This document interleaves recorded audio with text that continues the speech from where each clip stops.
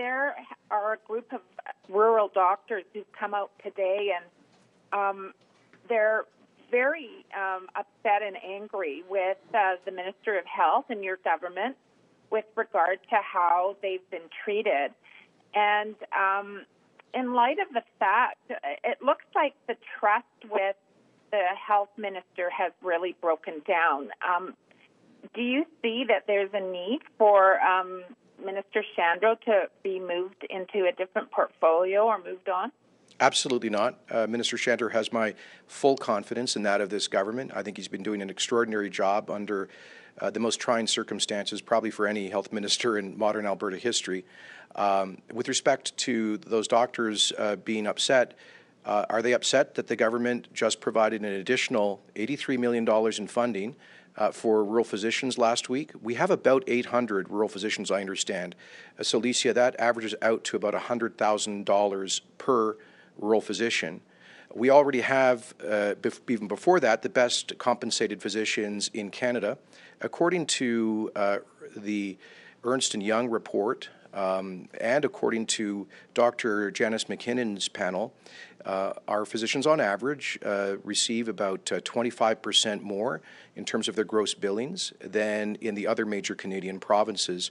For example, about $400,000 in billings on average in Alberta versus $300,000 in Ontario, even though those physicians pay much lower taxes in Alberta and enjoy a lower cost of living. And that's okay. We, as I say all the time, we value enormously the work of our physicians, and particularly understand the importance of the services provided by rural physicians. And we think they should be compensated not only fairly but generously. But Lisa, we cannot continue, particularly with the great fiscal reckoning that Alberta will face following the pandemic.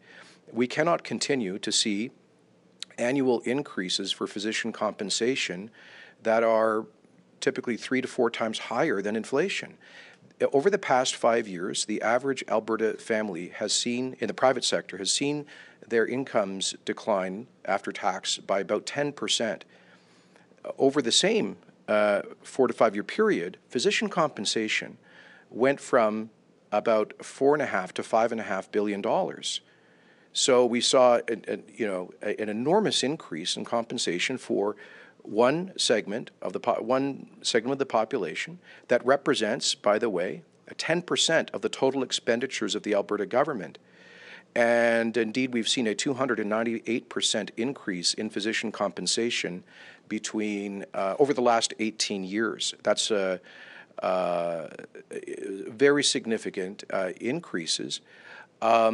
And Lisa, our economy is smaller today than it was 5 years ago. Incomes are down across the board.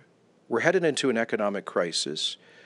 We are headed into a fiscal disaster where the province's deficit this year will likely go from $6 to $20 billion, and it may even go higher. And so I think it's not unreasonable for us to say that we need greater ability to control future increases in what represents 10% of the expenditures of the Alberta government. We listened very carefully to rural physicians and to our rural MLAs about the unique challenges of attracting and retaining rural physicians, about how their billing practices are in many ways more complex than in urban settings.